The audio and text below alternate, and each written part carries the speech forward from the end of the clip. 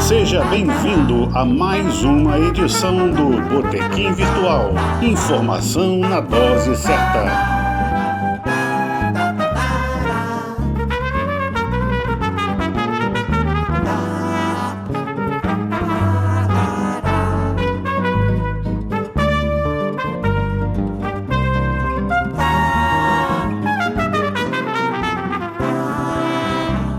Boa tarde, amigos do Botequim Virtual. Aqui estamos para mais uma sessão de conversa, de ACPIPs virtuais e tudo mais. Como um bom botequim, a conversa deve ir à China, por que não? E voltar.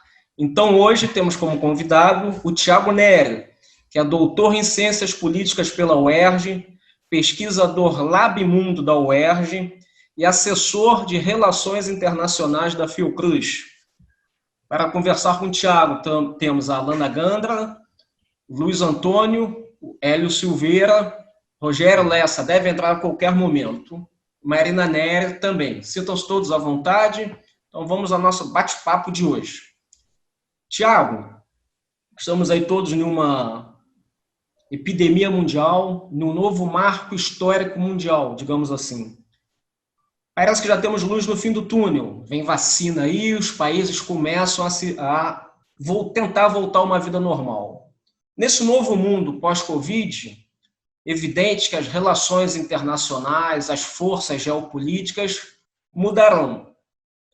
Ao mesmo tempo, nós temos nas Américas, no principal país da América do Norte, Estados Unidos, e no principal da América do Sul, dois governos bem esquisitos, digamos assim, quase que bizarros, personificados nesses dois presidentes. Nesse novo mundo, com essas atitudes desses presidentes e desses governos, a América, que de certo ponto foi um farol no século XX, perde importância, vai ficar no fim da fila para negociações entre Europa, Oriente, China, que vem aí ganhando protagonismo.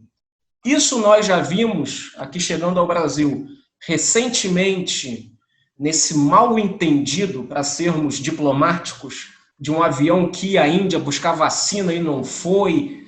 Vai ser mais ou menos isso? Perdemos um assento de conversa igualitária no concerto mundial? Boa tarde, Rodrigo. Muito obrigado pelo convite, né? Estendo agradecimento ao Rodrigo, à Alana, à Maria Luísa, ao Hélio, enfim, ao Luiz Antônio, enfim, que está aqui com a gente. É um prazer estar aqui participando com vocês desse programa. Essa sua pergunta, eu acho que ela é central para a gente entender. Eu acho que há já um longo declínio dos Estados Unidos, um declínio relativo, que se acentuou nos últimos anos, não é? E se acentuou mais ainda após a crise de 2008. Eu acho que a gente está vivendo nas Américas e no mundo, a gente não saiu ainda da crise de 2008. A verdade é essa. No plano geopolítico, há sim uma ascensão da China, né? Não só do ponto de vista geopolítico, mas geoeconômico também. A fábrica do mundo está no Oriente. Você tem uma crise das sociedades ocidentais muito forte. Eu estou voltando um pouco, antes de entrar propriamente nos governos Bolsonaro e Trump, que está de saída amanhã, eu estou fazendo um pouco esse recuo histórico para dar esse panorama, né? Existe um declínio relativo dos Estados Unidos, que ainda são uma potência cultural, né, e militar, né, mas do ponto de vista, por exemplo, da paridade de poder de compra, que é uma das medidas que você tem para medir, né, comparar os países, a China, desde 2014, segundo o relatório do FMI, já é a maior economia, ainda não pelo critério de PIB per capita, né, mas pelo critério de PIB e paridade de poder de compra. A China agora, nessa crise da pandemia, desponta, né, a economia chinesa cresceu ontem 2,3%, salvo engano. Né, o número de óbitos na China foi muito inferior, a gente vê a população chinesa de mais de 1 bilhão de habitantes, vis-à-vis, por exemplo, os Estados Unidos, com mais de 300 mil mortos. Né. E aí, vindo para o momento atual da América Latina, eu acho que a crise de 2008, que tem o epicentro nos Estados Unidos, é a maior crise desde 29 do capitalismo, teve uma reação diametralmente oposta a 29. Em 29, você teve uma reação anglo-saxônica, vamos pegar o eixo né, das principais potências. Naquele momento, a Inglaterra estava deixando de ser a principal potência e os Estados Unidos iriam assumir no pós-Segunda Guerra Mundial. Mas você teve uma reação anglo-saxônica, dos países anglo-saxônicos, muito interessante. Você teve Keynes na Inglaterra, rompendo com o liberalismo econômico, e nos Estados Unidos uma grande liderança política que foi Franklin Delano Roosevelt, com o New Deal. Né? Então, o mundo do pós-guerra, né, fazendo esse recuo histórico, é o mundo, né, de um liberalismo encapsulado. Né? Os direitos sociais e políticos passam a se sobrepor. Estou falando mais aqui do centro, dos países centrais. Isso chega aqui através do varguismo, do trabalhismo, do peronismo, na periferia do sistema. Né? A gente sempre, o fordismo, né, o modo de produção fordista nunca foi hegemônico na periferia, apesar do Brasil já ter tido, no final da ditadura militar, quase 25% do seu PIB composto pelo setor industrial, pela indústria de transformação. E hoje recuamos 70 anos no tempo. Nosso PIB industrial hoje é de aproximadamente 11%. Então, acho que esse declínio dos Estados Unidos é o declínio do Ocidente e da sua periferia.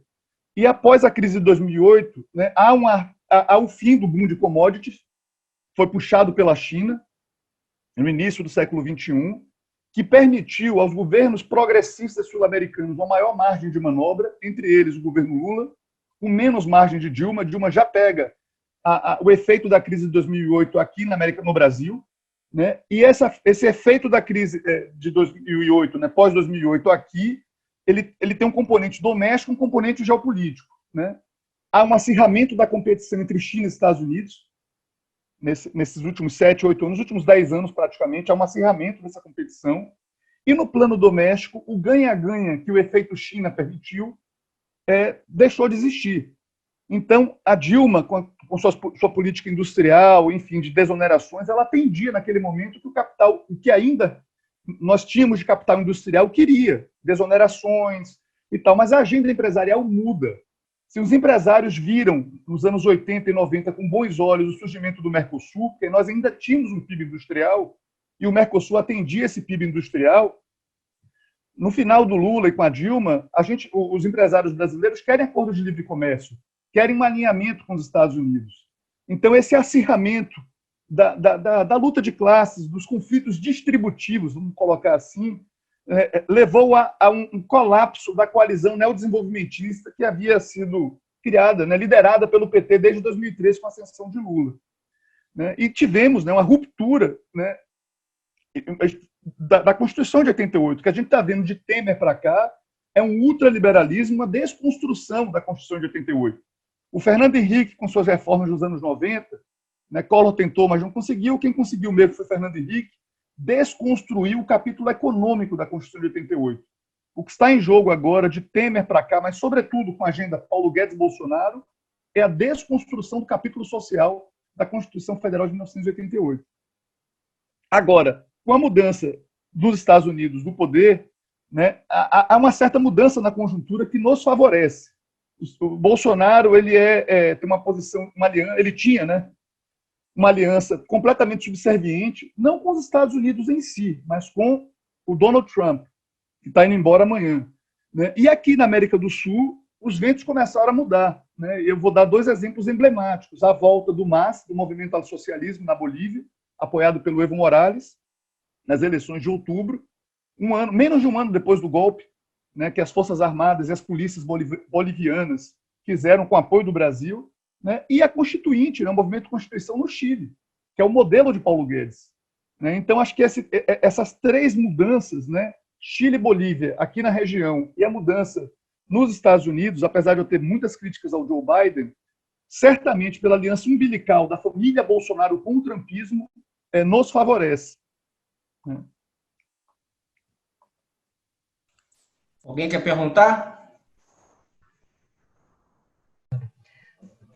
Tiago, como é que você vê, então, pós-Biden, o que pode acontecer em relação ao Brasil? Olha, do ponto de vista internacional, lembrando falei das críticas a Biden, lembrando que Biden é de uma ala mais conservadora do Partido Democrata, que desde o New Deal tem sido o partido ligado aos movimentos sindicais, pelo menos até a década de 70, e as minorias nos últimos anos. Né? Quem foi que assinou a Lei dos Direitos Civis dos Negros? Foi o governo Lyndon Johnson. Né? O governo Kennedy tinha simpatia por essas bandeiras.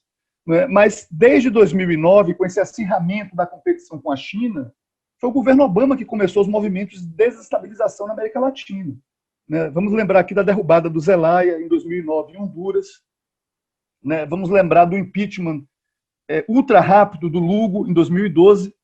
Isso tudo é governo Obama, né? Hillary Clinton como secretária de Estado. E lembrar da espionagem feita à Petrobras e à presidenta Dilma, em 2013, denunciada pelo Edward Snowden, né? Que era da National Security Agency, da NSA americana, da Agência de Segurança Americana. Então, esse processo de desestabilização dos governos progressistas tem uma marca muito forte do Partido Democrata, dessa ala que volta com Biden. Mas, do ponto de vista das relações umbilicais, né, da família Bolsonaro com o trumpismo, eu vejo como um elemento positivo. Isola mais ainda o Brasil. Internamente, né, para terminar de responder agora com a componente doméstica, né, o acirramento entre China e Estados Unidos continua. E eu acho que o governo Biden nisso não muda tanto, né? Não acho que vai haver um clima de abertura para a América Latina, que é a periferia mais próxima da potência hemisférica hegemônica, alçar voos autonomistas, como alçamos com Lula. Mas certamente muda a conjuntura para melhor um pouco, né? Para menos pior, podemos dizer assim, por um lado.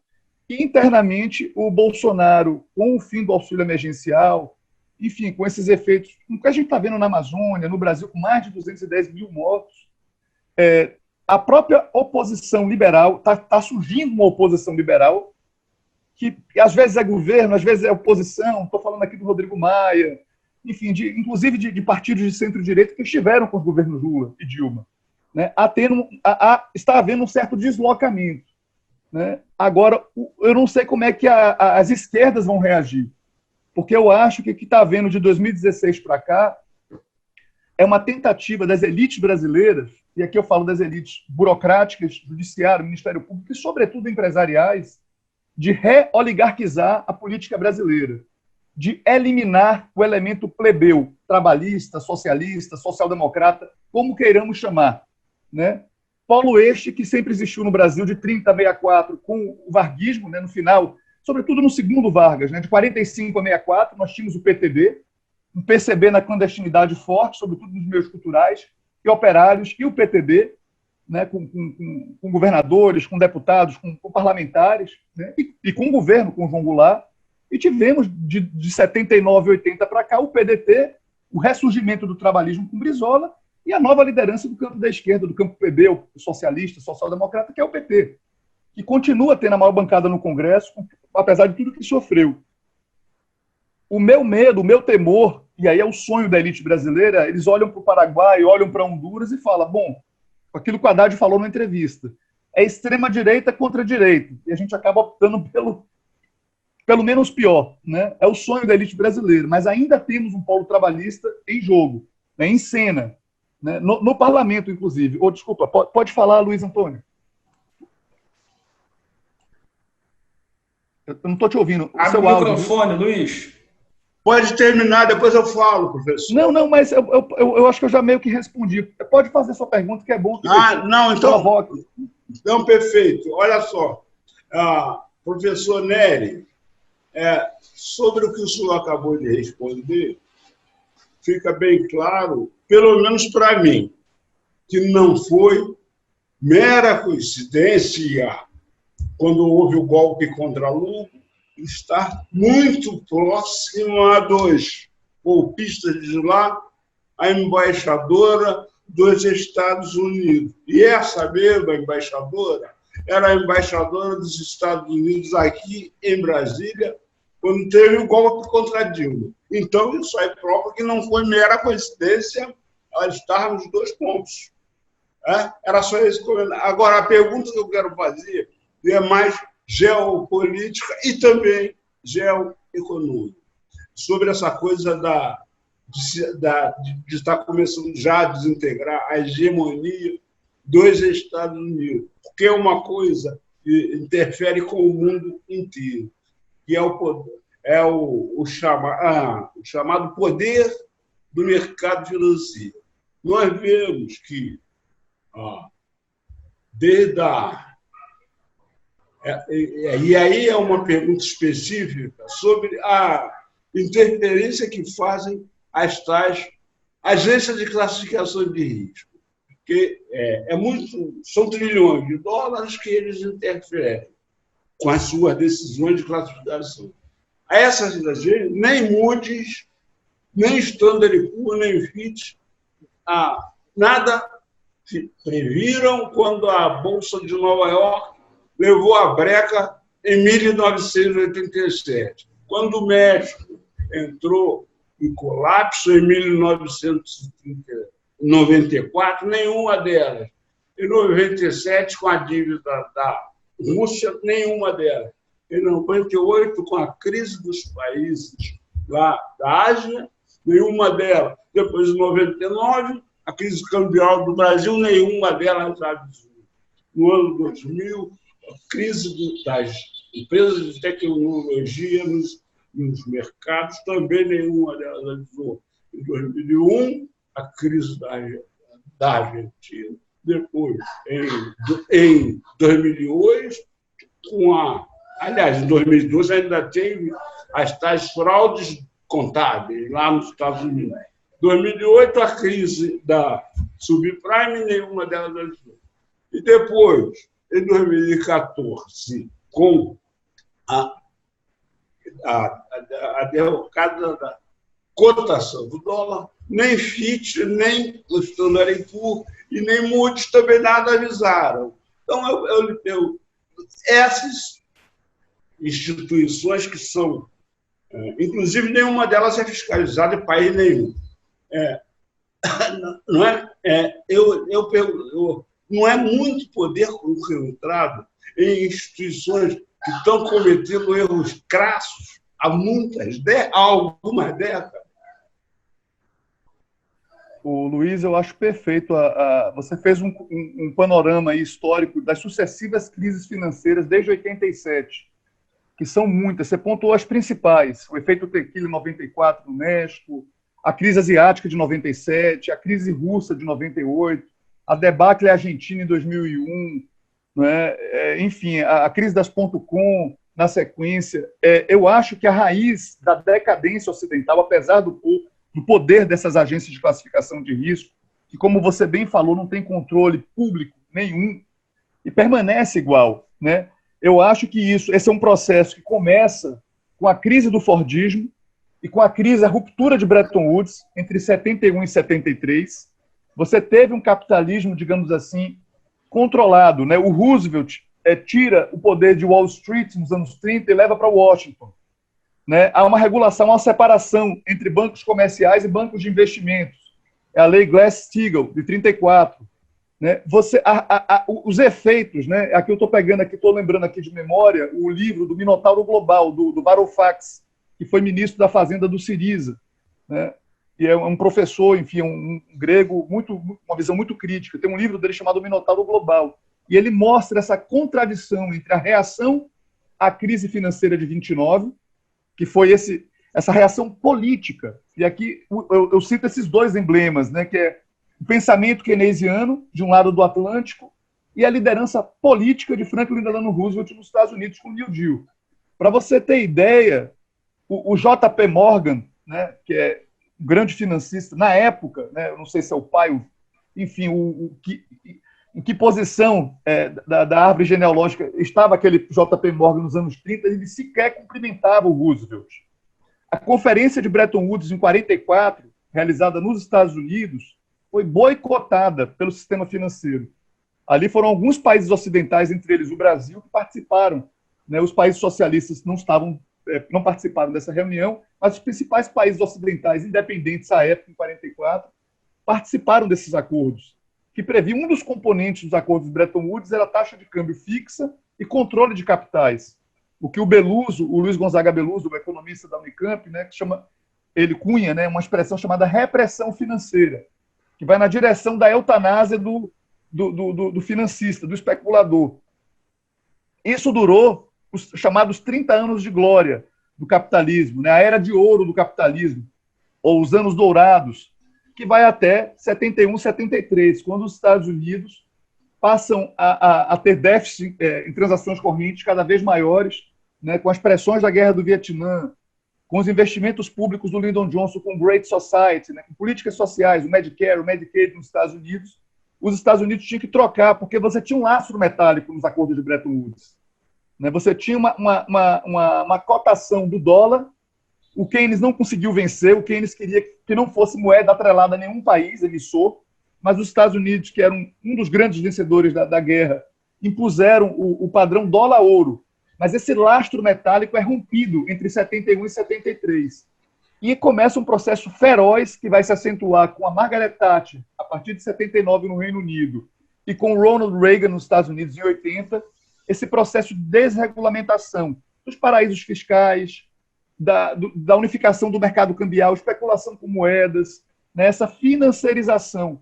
E o processo de deslocalização. A China, no primeiro momento, foi muito útil para os Estados Unidos. Como é que você quebra a espinha dorsal dos sindicatos norte-americanos? Tirando a sua empresa dos Estados Unidos, que tinha os sindicatos mais consolidados, e colocando na China. A China nunca adotou o neoliberalismo, mas, num primeiro momento, foi útil para os países europeus e para os Estados Unidos deslocar suas empresas para o território chinês. Eu acho que vai acabar o Zoom aqui, viu, gente? Entrar no link novamente, não é, Rodrigo? Não? Foi prorrogado, então. Por enquanto, tudo bem. Qualquer coisa avisamos. Ou se cai, automaticamente nos reconectamos. Perfeito. Que teve uma contagem aqui que eu fiquei sem saber o que era. Professor, essa resposta sua me faz lembrar que, além das empresas saírem dos Estados Unidos em direção a se localizar na China, eu lembro que também houve a localização na Índia de empresas de telemarketing, né? Sim. Mais ou menos na mesma época, não é? Sim. Agora, o processo, fazendo assim, ampliando um pouco essa explicação, eu acho que a grande tragédia da América Latina, né, ainda fazendo uma resposta, saindo um pouco dessa questão da financiarização da economia, é estar próximo à potência hegemônica, os Estados Unidos. Né? A Ásia está mais distante da potência hegemônica e viveu lutas de independência, de descolonização. Né? É o caso da Índia, da própria China. A Revolução de Mao Tse-tung, em 49, é o fim de um século de humilhações, que os chineses chamam. Né? Mao rompe com um século de humilhação que a China foi submetida. Só que a China entra na globalização a partir de 71, 73, pelas regras de Bretton Woods, com controle de capital, com exigência de joint ventures e transferência de tecnologia para o país, né? Coisa que a nossa industrialização... E olha que o Brasil avançou bastante no processo de substituição de importações. O Brasil e o México foram os países na América Latina que mais avançaram. Né? A gente perde, a partir de 64, o componente distributivo, embutido no varguismo, no trabalhismo. Você passa a ter uma modernização conservadora, mas isso não impediu que o Brasil, que a ditadura militar, sobretudo Geisel, completasse a matriz de industrialização da segunda Revolução Industrial.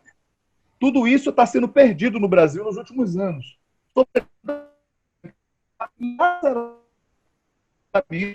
Michel Temer para cá, mas que Lula e Dilma não conseguiram deter. Uma política cambial excessivamente valorizada e com a mudança do perfil do empresariado. Não é só o partido político ou o líder político que Vargas conseguiu fazer o que fez, porque também tinha lideranças empresariais naquele momento. Aqui me vem à cabeça o Roberto Simons, né, que tinha interesse na industrialização. Né? Eu acho que é o que está faltando hoje no Brasil. Os nossos industriais estão com um perfil cada vez mais de maquiladora, a lá México. Né? São muito mais importadores e comerciantes, né, do que propriamente industriais, como tivemos até a década de 80. Hélio ou Randolfo, querem perguntar? Randolfo? Tudo bem. Depois vai o Hélio. Boa tarde, professor. É Randolfo de Souza, do Monitor Mercantil. Tudo bem? Boa tarde, Randolfo. Só para lembrar um pouco sobre a pergunta do Luiz Antônio, que essas agências de classificação, elas seguem a cartilha do FMI. A preocupação dela é com o financeiro e não com o social. Da mesma maneira que as grandes empresas de auditorias no mundo, né? Quando faz um balanço de uma empresa, estão se lixando por que aquele dinheiro não foi aplicado no social. Agora, voltando um pouco aqui sobre a questão da representatividade política que nós temos uma elite política muito forte, mas totalmente ligada ao capital. Totalmente ligada ao capital. Já perdemos partidos que brigavam pela linha de frente, pelos trabalhadores. Essa elite ficou tão notória com esse governo atual que derrubou todos os direitos dos trabalhadores, fez a reforma da Previdência, fez a reforma do trabalho, e vê se eles conseguem fazer a reforma financeira ou a reforma administrativa. Como é que o senhor vê essa situação? Não, eu acho que é aquilo, eu comentei, né, mais há pouco, a crise de 2008 acirrou o processo de desmanche da Constituição de 88. O Fernando Henrique desmontou o capítulo econômico, com as privatizações das teles, da Vale do Rio Doce, e todo o setor elétrico, né, a gente teve apagão em 2001, mas Fernando Henrique não tocou, porque talvez não tenha tido tempo, no capítulo social da Constituição.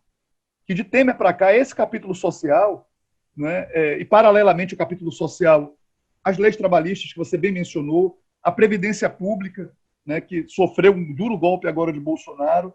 Então, acho que a elite brasileira, a gente está tendo para mim, a grande tragédia brasileira é essa. Né? A gente teve um setor industrial forte e a verdade é que esse capitalismo financiarizado ele é muito trágico para o mundo do trabalho. Né? O mundo do trabalho que gerou o PT, infelizmente, ele não existe mais. Né? O PT surge, o núcleo é o ABC paulista, mas você tinha uma igreja de libertação naquela época no Brasil, a Teologia da Libertação, você tem um núcleo, o polo metalúrgico, no setor privado, e você tem a CUT, que depois tem penetração no Brasil todo. São os sindicatos dos médicos, jornalistas, professores, vai ter uma força muito grande. O mundo do trabalho era mais fácil você organizar. Quando você tem indústria da transformação, 11% do PIB, não é? O setor de serviços predominando, é um setor mais difícil de você organizar. E com o mercado informal de praticamente metade da população em idade ativa para trabalhar, é muito trágico. O PT ele vai crescendo nos anos 90, e essa é uma contradição que a gente vai vivendo também. O PT cresce na década de 90, no parlamento, nas prefeituras, na mesma medida, na mesma proporção em que sua base estava sendo erodida. Porque o processo de desindustrialização ele é longo. A gente está vivendo já quase 35 anos desse processo. Se a gente bora botar 30 anos, bora botar o governo Collor para cá como um marco, e não o governo Sarney, o governo Collor, com abertura comercial, com o início da abertura financeira do Brasil, em 92, final do governo Collor, início do governo Itamar, depois com o governo Fernando Henrique, né, com aquela sobrevalorização cambial, aquela âncora cambial. Até água de coco a gente importava. Ali aumentou ainda mais, né, o nosso endividamento, em real, mas um endividamento, e a desindustrialização. Eu acho que há uma fragmentação do mundo do trabalho, essa reunificação das elites, que o André Singer, né, o cientista político e ex-porta-voz do governo Lula, costuma dizer, foi criada a partir dessa ruptura da coalizão neodesenvolvimentista, uma espécie de Frente Única Burguesa, a FUB. Né? E é a FUB que tem governado a gente de Temer para cá, essa Frente Única Burguesa unificando, né, os diversos segmentos empresariais do agronegócio, da elite burocrática que se desloca dos demais servidores. E aqui eu estou falando especificamente dos órgãos de controle, sobretudo do sistema de justiça. Poder Judiciário, Ministério Público Federal e estaduais, Poder Judiciário Federal e os estaduais, a Polícia Federal e os Tribunais de Contas. Eles se deslocam do conjunto de servidores públicos. Eles não são regidos pela Lei 8.112/90. Eles têm suas próprias leis orgânicas e não serão, por exemplo, caso essa reforma administrativa seja implementada, não serão afetados. Eles estão fora. Né? E essa elite burocrática se une, né, pela sua formação. Muitos são oriundos da classe média alta, né, tem tempo para estudar para concurso, para se preparar para esses concursos, que medem mais adestramento do que conhecimento. Né? O Vide Moro, Deltan Dallagnol e tantos outros aqui que eu poderia nominar. Né? E eles têm uma aliança muito forte com a classe empresarial brasileira. Eles são sócios dessa classe empresarial. Né? São quase um estamento, eu diria. Né? Agora, surgem novos atores. Para não ser tão pessimista, né? O mundo do trabalho está fragmentado. Né? Nós não temos um mundo do trabalho organizado e forte, como nos anos 80, levou Lula ao segundo turno. Todo mundo achava que ia ser o Covas ou o Brizola, foi o PT naquela época. Arrasaram o movimento sindical, né, professor? É isso, o movimento sindical fortíssimo. Começa em 77, 78, 12 anos depois chega no segundo turno. É uma ascensão do movimento social no Brasil.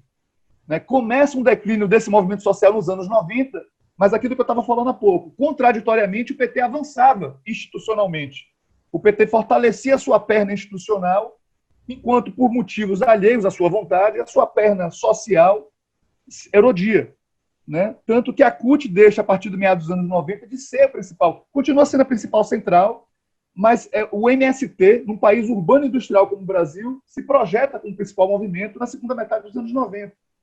Né? É um movimento importantíssimo aqui.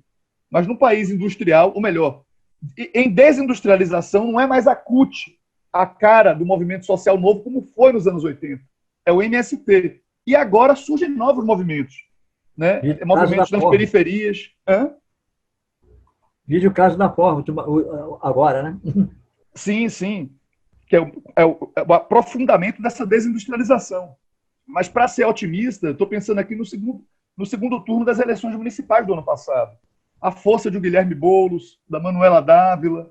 Você tem movimentos de mulheres se organizando no Brasil, né, de todas as classes sociais, inclusive nas periferias. O movimento negro está se reunificando. Agora, fazer a conexão desses movimentos identitários com a questão classista, distributiva, é o principal desafio. Os movimentos identitários correm o risco de mimetizar o identitarismo norte-americano, de se isolar. O movimento negro só fala de questões do negro, o movimento de mulheres só fala de questões de mulheres, quando você tem que articular as lutas, como fez Luther King nos anos 60, por isso foi assassinado, né? Como pensou Malcolm X também nos Estados Unidos. Angela Davis, que está viva até hoje, Conceição Evaristo no Brasil, para não ficar só nos Estados Unidos, né? O Clóvis Moura, um intelectual piauiense, maravilhoso, um grande pensador negro, Milton Santos, geógrafo, né?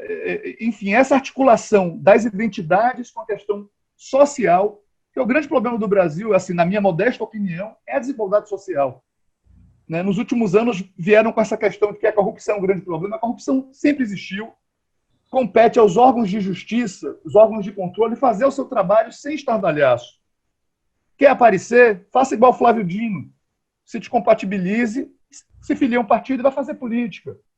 Né? Não dá para usar o cargo institucional para fazer proselitismo. E desviar um foco do Brasil. A nossa agenda, o nosso passivo social é muito grande, gente. O Lula fez um reformismo fraco. Não foi um reformismo forte como o PT defendia quando era oposição. Tentou conciliar. Da mesma forma que João Goulart, o PT no poder, o PT nasce crítico ao trabalhismo, ao varguismo, mas no poder ele vê que não tem como governar sem conciliar. O Brasil, pelo seu sistema político, pela força de sua elite, não é o Uruguai, que você consegue eleger maioria na Câmara e no Senado. A Frente Ampla no Uruguai governou sem precisar se aliar nem com os colorados nem com os blancos. O PT, quando teve a maior votação de Lula em 2002, teve menos de 20% da Câmara, 18%, com 91 deputados. Essa é a tragédia nacional, né, político-institucional, desse conservadorismo, essa resiliência das elites brasileiras, que é muito grande. E o PT resolveu encontrar um caminho de menor obstáculo, né, e colocou como central a questão da miséria, acabar com a fome. E não mexer nos órgãos de controle, não mexer no sistema tributário progressivo, não fazer a reforma agrária que nós sonhávamos, ou a reforma urbana. Né? Foi pela linha de precisamos atender os mais pobres, os excluídos. Rodrigo, pode falar, querido. Hélio, quer perguntar? Claro, Hélio. Depois vou eu. Olha só, a primeira coisa que eu quero refletir aqui é que apareceu uma mensagenzinha, eu acho que a gente está livre, não tem mais limitação de hora. Isso aconteceu da última vez e confirmou hoje de novo, que a gente está livre e não vai ter interrupção. Ótimo. Que bom, né? Ótimo, ótimo. Agora, vamos lá. Bom, eu acho que quase tudo já foi perguntado aqui, Tiago. Então, eu vou ficar mais em duas frentes. Primeiro, o meu achismo da história brasileira recente, que eu sou economista e aposentado do BNDES, então sempre acompanhei a história econômica brasileira, principalmente tendo em vista a vontade de ver desenvolvimento, que foi efetivamente abortado durante mais de 20 anos, desde o Collor não conseguiu, o Fernando Henrique conseguiu muito bem, e começou o processo. Então, assim, agora, nesse meio termo aí, eu acho que o Lula foi consentido. Quando ele entra e solta a carta aos brasileiros, me parece que ele foi consentido a governar. Tá? Desculpa, eu sou muito crítico. E aí, mas só que ele feriu a regra. Ele feriu a regra. Ele foi tão sortudo que ele ganhou a maior onda de commodities mundial, que favoreceu muito os nossos termos de troca. Eu sempre reclamo que o Celso Furtado, minha referência em desenvolvimento, ele morreu em 2004, ele não viu o boom de commodities depois disso, sabe? Que foi assim, uma coisa tão fantástica que o Brasil, no processo de né, e balança comercial sempre foi minha preocupação. Essa história da gente é sempre o calcanhar de Aquiles, é balança comercial e transações correntes. E ali sobrou dinheiro. Aí acontece o seguinte, aí vem o mensalão, tá? E vem a crise de 2008. Aí eu falei assim, acabou a sorte do Lula. Acabou a onda de commodities. Não. Aí o Lula dá o segundo passo maravilhoso. Deus descobre o pré-sal para o Brasil, tá? Em 2007. E em 2009, o crescimento do Brasil foi 0 pela crise mundial. Só que o Brasil descobre, e aí eu acho que a gente botou um dedo nisso, lá do BNDES, a gente escreveu um artigo, o Arranjo BNDES Tesouro, em 2008, 15 dias antes do Lehman Brothers quebrar. Tá? Aí, quando o Lehman Brothers quebra, todo mundo bota dinheiro nos seus governos para tentar salvar a economia. E o Brasil botou, em 2009, janeiro de 2009, 100 bilhões no BNDES. E aquilo tira o Brasil da crise. Então, o crescimento de 2009 foi 0% e 2010 foi 7,5%. Maior crescimento que não acontecia pelo menos há uns 30 e poucos anos, na era Getúlio e até no final do governo militar. Então, assim, só resumindo, só que a partir disso tem um problema. Quando você descobre petróleo, o óleo, vem a maldição dele. Você tem que ter como se segurar, como se proteger, né, contra isso, porque uma província que o Brasil descobriu era um patrimônio muito grande, tá? E depois o seguinte, aquele crescimento de 7,5% também incomodou, tá? Aí, a partir daí, começa a ter coincidências, tá? Como você citou aí, o Snowden falou que o pessoal estava olhando a gente, então começou a ter coincidências, começou a ter, em 2014, começou a ter um processo jurídico que, para mim, o resumo daquilo ali foi o desmanche da engenharia brasileira e da Petrobras. Eu não vou falar juridicamente se pegou corrupto, se não pegou. Eu acho que era muito, muito pouco. Ele atacou com um canhão os ratos do porão que ele pegou. E depois soltou os ratos. Os ratos estão todos muito bem aí, não tem nem tornozeleira, não tem nada. Agora eu já estou estendendo muito na pergunta. A partir dali, daquela operação, e também teve um erro crasso da Dilma de colocar o Levi no Ministério da Fazenda. Aquilo foi uma desilusão para a gente que votou nela, né? Claro. E ali, a partir dali, começou o austericídio brasileiro. Ela errou. Eu acompanhei a economia, ela errou muito naquilo ali. Quando coloca Levi e começa a fazer essas concessões também ao setor industrial, sem contrapartida, foi todo um quadro aí que gerou ela ajudou a acontecer o que aconteceu com ela. Tá? Porque quando você enfraquece a economia e perde apoio no empresariado, você está frágil, né? E aí veio a segunda fase, e a segunda fase foi isso que aconteceu aí, o que até hoje está aí. Tá? Isso é um processo de desmanche, para mim é um processo claro de desmanche.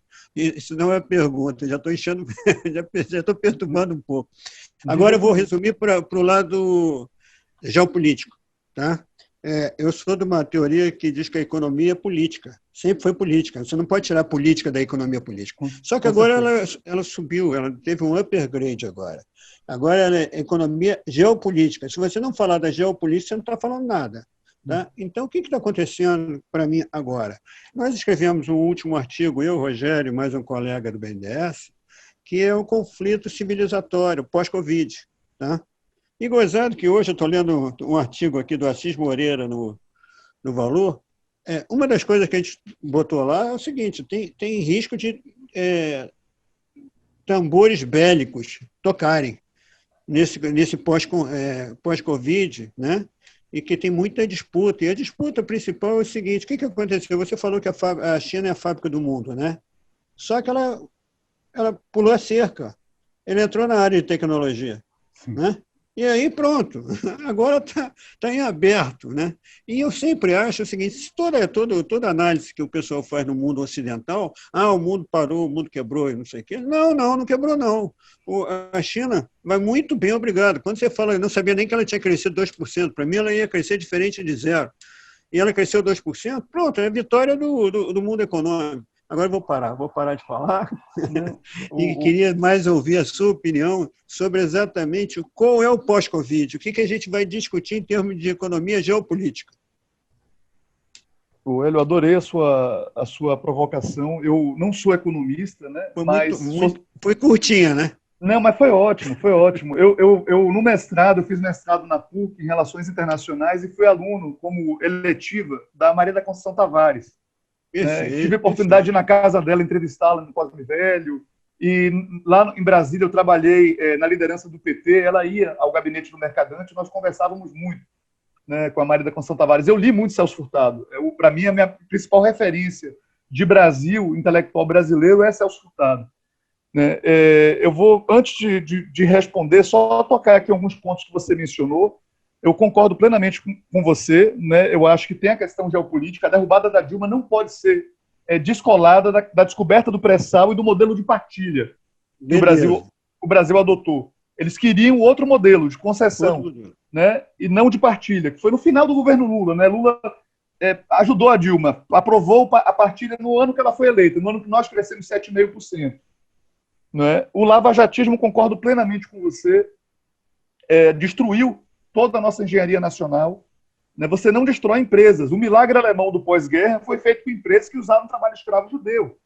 A BASF, Siemens, todas elas, Volkswagen, todas usaram. Você não destrói empresas. Você, se for possível, pune os dirigentes, mas não destrói empresas. E eu acho que da mesma forma que houve... Nery, desculpe só uma coisinha. Claro. Existia o acordo de leniência. Você tirava os ratos, né? E preservava a empresa. Não foi respeitado isso. Não era para isso, era para desmanchar mesmo. Não foi? Sim. E, no máximo, pegaram prisão domiciliar em suas mansões. Não perderam nada de patrimônio individual, né? Os grandes empresários. E as empresas foram destruídas. Quem perdeu o emprego foi o peão da obra, o engenheiro, né? O assistente de obra. Essas pessoas que perderam o emprego, viram suas famílias destruídas, né? E a China realmente é a fábrica do mundo. Eu faço até uma brincadeira, né? Acho que eu ouvi de algum amigo meu, acho que foi um professor meu, discordando do filme do Hélio Petri. A classe operária não foi o paraíso, a classe operária foi o Oriente. A classe operária hoje no mundo está na mancha manufatureira no Oriente. Né? Se a classe média, a classe trabalhadora está desarticulada no Ocidente, empobrecida, junto com a sua classe média, no Oriente, a classe trabalhadora está se fortalecendo e a classe média está crescendo em número. Né? Agora, realmente, os Estados Unidos não previam que a China ia dar esse passo tão rápido. Achou que ia ficar no máximo com Samsung e LG lá Coreia, fazer bons televisores e parar por aí. Mas a China avançou na tecnologia de ponta. E eu acho que é isso que está provocando esse tensionamento geopolítico. Né? A perspectiva dos Estados Unidos serem superados pelo PIB per capita também, em breve, já passou pelo PIB, pelo paridade de poder de compra em 2014. 2030, mais ou menos, é a previsão, pelo livro que eu li recentemente do Graham Allison, né, Destined for War, que ele prevê um possível conflito entre os Estados Unidos e a China. É um livro escrito por um norte-americano, não compro todas as teses dele, mas ele faz uma provocação interessante. Entre as transações no mundo, entre hegemonias, né? Quantos conflitos houve ao longo da história entre a potência ascendente e a potência descendente? Ele prevê um possível conflito entre China e Estados Unidos. Né? É o dilema de Tucídides, né? The Thucydides Trap, a armadilha de Tucídides, na verdade. Né? E eu acho que a China está investindo nas suas forças armadas, e a China agora, com o Xi Jinping, né? Eu li recentemente um livro de um economista, geógrafo economista, Elias Jabbour, que é uma pessoa que está sendo bem falada, né? Um especialista em China, o Elias. Eu li o livro dele recentemente. É muito interessante o que ele fala da China, né? É uma economia de projetamento. Se você tem um controle estatal, sim, do planejamento, tem grandes empresas privadas, tem. Mas a classe burguesa, a classe empresarial não se organiza em federações empresariais que vão de encontro ao governo. O planejamento quem faz é o poder político, é o poder público que faz. E o Xi Jinping está tentando fazer agora uma coisa que os dirigentes anteriores não fizeram, mesmo porque não era essa a política era abrir a boca do jacaré. Né? Em 78, a China chega à conclusão que aquele igualitarismo da Revolução Cultural, pós-49, não estava gerando empregos, e eu acho que meio que eu vou aqui fazer vão atrás das teses do Bukharin, né? Defendendo a NEP lá na Revolução Russa, né? Antes da linha do Stalin, que era, na verdade, a linha da oposição de esquerda vencer, da estatização completa, era você criar, enriquecei-vos, era o que o Bukharin falava. Você criar um pequeno agricultor com riqueza. Acho que a China do Deng faz isso. E aí você abre a boca do jacaré, você cria desigualdade na China. O que o Xi Jinping está querendo fazer agora é diminuir isso. Né? Eu acho que ele está em busca de uma espécie de estado de bem-estar social à chinesa. Com certeza. Né? Diminuir a superexploração do trabalho, elevar o valor da mão de obra chinesa e partir para essa questão dar um salto tecnológico, porque a União Soviética e o bloco socialista eles estavam inseridos na economia mundo capitalista e tinham muita dificuldade e tinham uma vulnerabilidade muito grande. A China está fazendo o oposto. A China é que está fazendo o cerco tecnológico ao Ocidente. A China rompe com essa premissa de ser engolfada por uma economia mundo capitalista. Ela é a economia principal do mundo de hoje. Né? Eu acho o modelo chinês, eu não sou especialista, estou começando a ler mais sobre a China agora. Então, assim, tentando responder a sua pergunta ao mundo pós-Covid, eu acho que o eixo atlântico deixa de ser o eixo principal econômico, tem sido nos últimos 200 anos. O Atlântico passa a ser um eixo secundário no comércio internacional. O Pacífico passa a ser o principal eixo. Agora, a minha principal dificuldade, eu acho que a China vai superar os Estados Unidos em todos os aspectos. Né? Os Estados Unidos, os países ocidentais, é que eu estou pensando mais na Europa e nos Estados Unidos nesse momento, não sairão dessa sem uma reação à financiarização da economia. E eu acho que se eles estenderem a mão, agora é uma opinião mesmo que eu estou dando aqui, ao estenderem a mão para a Rússia de Putin e a China de Xi Jinping propondo uma repressão financeira, um novo Bretton Woods, eu acho que a China e a Rússia aceitariam, mesmo porque a China tem controle de capital.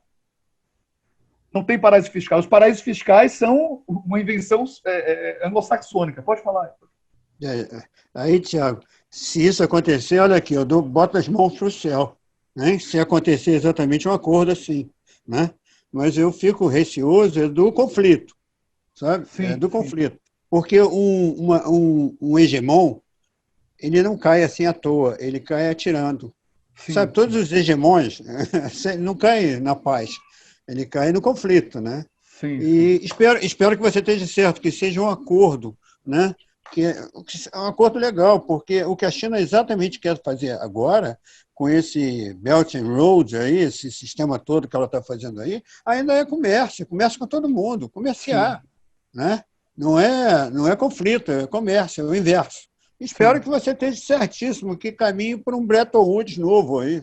É o meu desejo. Eu acho que até o Danny Rodrik, né, aquele economista de origem turca, radicado nos Estados Unidos, defende muito isso também. Que bom, uma espécie de novo Bretton Woods, entendeu? É que eu vejo tambores de guerra. Sim, sim. Principalmente depois da Covid. Depois da Covid, a revolução foi muito grande. A revolução que está acontecendo é muito grande. Muito grande. Agora nós estamos em casa, não é mais aquele negócio de você ir para a rua, ter escritório convencional. Acabou, mudou tudo, né? Não estou dizendo no Brasil, não, estou dizendo no mundo. Sim, né? E é preciso pensando no Ocidente, que não está com esse potencial de produção do Oriente, pensar em políticas de transferência de renda mínima. Estou evocando aqui a proposta do Suplicy. Essa é outra questão. Isso a gente tem colocado nos nossos artigos, tá? Renda vitalícia universal e empregador de última instância, que é uma teoria que a gente abarca, né? Que a gente usa, que é a teoria moderna, da moderna teoria da moeda. Sim. Só que a gente chama mais antigamente de finanças funcionais. Uhum. E aí a gente tem que colocar isso na mesa, porque não tem mais trabalho. existe. Olha só como o que o neoliberalismo falou. Ele inventou um termo muito legal, empreendedorismo, não é isso? Sim, Você agora é empreendedorismo. empreendedor, você é empreendedor próprio, você não é mais Empresário de si trabalhador. mesmo. Você é Você empresário vai de andar si de mesmo. bicicleta, você vai alugar uma bicicleta, levar comida para tudo quanto é canto, e você é um empresário. Sim. Não é mais um trabalhador. É isso, né? E se você se ferrar, cair, a bicicleta quebrar ou for atropelado, você foi um empresário que faliu.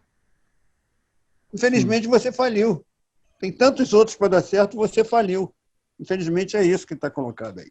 Sim, sim. Tiago? Eu concordo. Opa, pode falar. Vamos lá, Tiago, colegas, daqui a pouco, infelizmente, vamos nos encaminhando aqui para o fim da entrevista, já vai dar 1 hora de entrevista, um bom papo. Desculpe, Rodrigo, que a pergunta foi muito grande.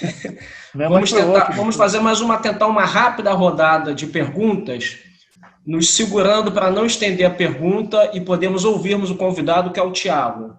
E aí, depois da última rodada, tentando fazer umas rápidas perguntas, a gente se despede, ficando já o convite para pós-Covid, um encontro, de fato, em um botequim, quiçá carioca, quiçá baiano. Rodrigo, Mas vamos lá, Tiago. Rodrigo, eu prometo ficar rouco de ouvir agora. Tá legal, Hélio cedeu uma vez. Tiago, na sua experiência internacional, você é assessor de relações da Fiocruz. Sim, então, sim. como diria algum governante aí, você está no lugar L. O que você tem a nos dizer sobre essa experiência nesse momento da negociação de vacina, da produção? Acabamos de falar da China, dos insumos de matéria-prima da China, do mal ajambrado diplomático brasileiro, que o avião ia, mas não foi e acabou fundo. O que você estando ali, repetindo, no lugar L, como você está vendo isso? O que você tem a dizer isso aos nossos ouvintes? Rodrigo, me permita um adendo à sua pergunta. Agora, com a crise lá em Manaus, quem ajudou o Amazonas foi o governo Maduro. Enviou para lá 136 mil metros cúbicos de oxigênio. Chegaram lá ontem. Por favor, professor Nery. Claro. Rodrigo, apesar de trabalhar na Fiocruz, eu não estou nessa linha de frente das negociações. Eu trabalho, na verdade, como assessor de relações internacionais do Instituto Nacional de Infectologia, que é responsável por aquele hospital que foi montado no início do ano passado. Eu estou trabalhando num projeto de Covid, envolvendo Covid, equidade e o conceito de saúde única, One Health, né, com outros países da América Latina, né, México, Equador. Né, eu não estou nessas negociações, eu tenho lido muita coisa sobre Covid, né, claro, inclusive questões geopolíticas, envolvendo geopolítica e Covid. Participe das reuniões mensais que o Paulo Buis, que é o responsável pela área internacional, faz para a gente discutir conjuntura. Ele organizou palestras no ano passado muito interessantes envolvendo a geopolítica da saúde, né, virtuais, que ele organizou, ele e o Cris, né, que é a área internacional da Fiocruz. Mas indo direto à pergunta de vocês, eu acho que o que aconteceu agora, falando do avião que ia para a Índia e não foi, e a solidariedade venezuelana, desmontam, mais uma vez, mostram o horror que é a política externa do Bolsonaro. Né? O Brasil é um par internacional do ponto de vista político-ideológico. O governo Bolsonaro até tem semelhanças com o governo indiano atual, do Modi, que é um governo de extrema-direita também na Índia, mas a Índia está priorizando a sua vacinação, que começou sábado passado, interna, e a sua região, o seu entorno. Né? O desprestígio do Brasil nunca foi tão grande, nem na época da ditadura militar. Né? O Brasil nunca esteve tão isolado em sua história. Né? E nenhuma palavra de agradecimento ou de reconhecimento à Venezuela foi feita. Né? A única mudança que eu vi, acho que eu vi em algum site, eu não me lembro agora, que o Estado de São Paulo, o Estadão, deixou de chamar o Maduro de ditador, se referiu ao Maduro pela primeira vez como presidente, depois da oferta. Mas é uma nuance bem pequena. Né? Eu acho que o Brasil nunca esteve tão isolado. Essa mudança na conjuntura, com a entrada do Biden a partir de amanhã, governo boliviano do MAS e a constituinte no Chile, a Argentina com o peronismo, isolam ainda mais o Brasil. Pode falar, Randolfo. É bom lembrar que também amanhã é a posse do Biden. O Bolsonaro tem uma posição bem radical com relação à eleição dele.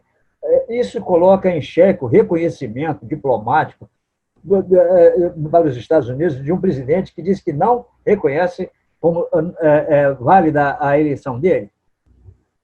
Olha, o status do Brasil certamente vai mudar a partir de amanhã com relação à relação bilateral com os Estados Unidos. Eu acho que o Mourão já reconheceu o governo Biden, do Bolsonaro eu acho que não. O Bolsonaro acho que não se expressou nesse sentido.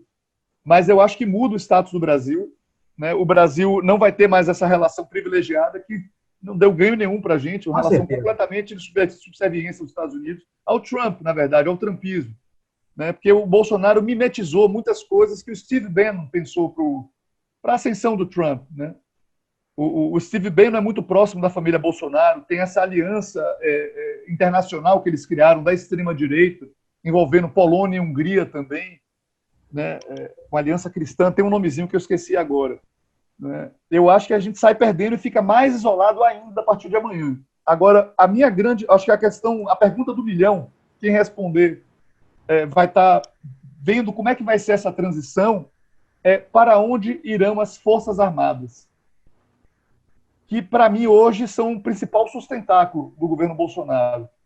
Não são mais são ainda os empresários que gostam da agenda do Guedes, mas não gostam do estilo Bolsonaro. É o agronegócio, que tem ganhado muito com esse descaso com relação ao meio ambiente. O Brasil sempre foi um país. Você tem duas coisas na política externa brasileira que os analistas chamam de soft power, poder brando, que nós tínhamos muito forte, era a questão ambiental de um lado e a questão da saúde do outro lado, incluindo aí governos tucanos, incluindo aí o José Serra como ministro da Saúde. Né? A gente tinha esses dois soft powers muito grandes. O Brasil era ouvido na ONU, na Assembleia Geral, quando se tocava nesses dois temas. Né? Com o Lula, inclusive, a questão social, do combate à fome. A FAO tirou o Brasil do mapa da fome em 2014, no governo Dilma. Mas o Brasil de Bolsonaro está erodindo a questão ambiental. Há uma ruptura em diversos planos com relação à trajetória da política externa brasileira. Né? Eu acho que nem Temer, eu não considero nem a política externa de Temer uma ruptura. Eu acho que aquilo ali foi uma forte inflexão, mas não uma ruptura. Temer faz uma forte inflexão na política externa, mas ruptura a ponto de reunir dos chanceleres de Temer aos chanceleres de Collor em uníssono contra a política externa de Bolsonaro. Isso nunca existiu.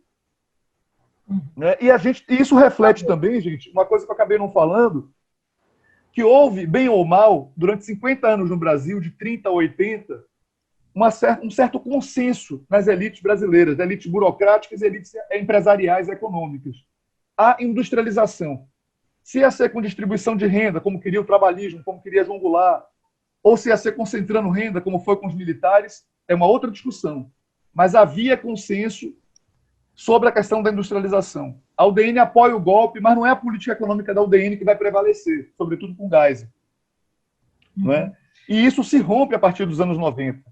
Falta coesão na elite brasileira. Parecia que Lula, com a Carta ao Povo Brasileiro, tinha conseguido montar uma nova coalizão desenvolvimentista com um certo sentido de unidade, direção para onde vai o país. Isso se rompe e ainda não se reconstituiu. É um dos motivos também da gente estar patinando. Falta a constituição de uma coalizão com um propósito, um projeto de país. Né? Com a direção, pelo menos, mesmo que não tenha projeto, uma direção. Eu acho que o Lula tinha uma direção, sobretudo na política internacional. Eu acho que o PT não tinha um projeto de Brasil, mas tinha sensibilidade social e um senso de localização do Brasil no mundo. Isso tinha muito bem.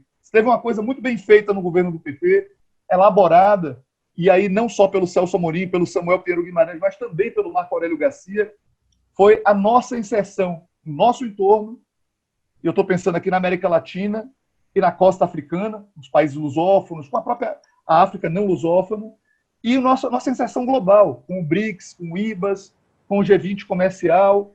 Né? O Brasil ganhou um outro status em termos de inserção internacional. Só que projeto de nação você não faz só um partido político. Né? Então, diversos atores precisam fazer parte desse projeto. E a gente carece hoje de figuras empresariais, como foi o Roberto Simons, e como foi o Funaro no passado, lideranças empresariais com algum tipo de sensibilidade, com algum tipo de visão. O próprio Antônio Hermílio, que era um conservador, mas não era um idiota, tinha alguma noção de Brasil. Né? A gente está realmente, nesse aspecto, muito mal. Alana, quer Eu perguntar? queria perguntar o seguinte, Thiago, com essa já aparente recusa do presidente Bolsonaro de deixar o governo fim dos 4 anos, você considera a possibilidade de um golpe militar, uma nova ditadura? Olha, Alana, eu vou lhe ser bem sincero, aí é a opinião. Eu acho que esse desfecho não está... A gente tem que levar em consideração. Eu não sei se acontecerá. Né? Eu não sei hoje, para mim, o que mais sinto falta nas análises que eu leio é o poder militar. Houve uma aproximação nos últimos anos entre civis e militares, entre burocracia militar e civil. No campo de relações internacionais ao qual eu pertenço, né? Há estudos, enfim, sobre grande estratégia, que é a inserção do país envolvendo questões militares. Houve um diálogo, foram criadas pós-graduação stricto sensu, que eu saiba, pelo menos na aeronáutica eu não sei, mas na Marinha e no Exército existe. Houve concursos trazendo civis para a Escola Superior de Guerra, de diversas posições ideológicas. Houve essa aproximação, mas a formação do militar básico, que é a AMAN, né, a Escola das Agulhas Negras, não houve nenhuma mudança na formação dos militares brasileiros.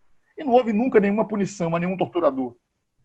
Essa, para mim, é a grande tragédia. Os nossos vizinhos aqui na América do Sul, né, eu não vou nem falar do caso argentino, que é emblemático, né, de fazer uma justiça de transição, de punir, né, o Videla, o Macera, né, todos os militares que fizeram parte daquele horror dos mais de 30 mil mortos desaparecidos na Argentina, mas mesmo o Chile, que o Pinochet tutelou até 1990 como comandante-em-chefe.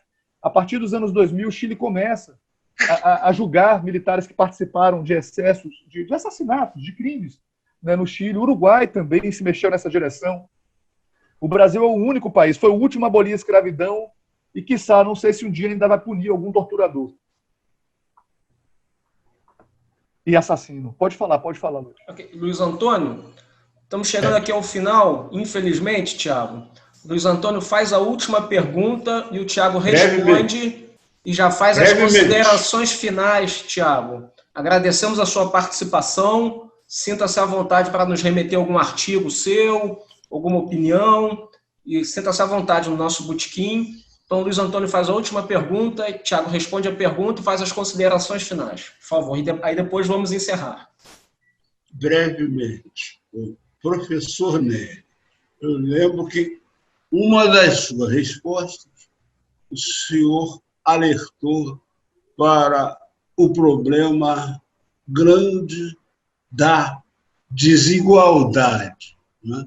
Eu lembro que, antes da pandemia, em 2019, Banco Mundial e Fundo Monetário advertiram que a economia mundial enfrentava problema e a principal origem estava na enorme concentração de riqueza e de renda. Isso aí também é geopolítico e geoeconômico.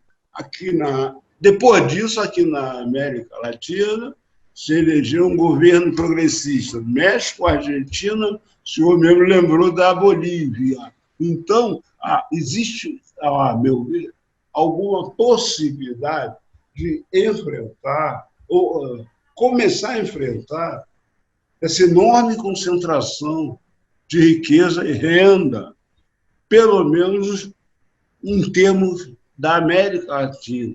Existem governos de hoje que estão atentos para essa realidade.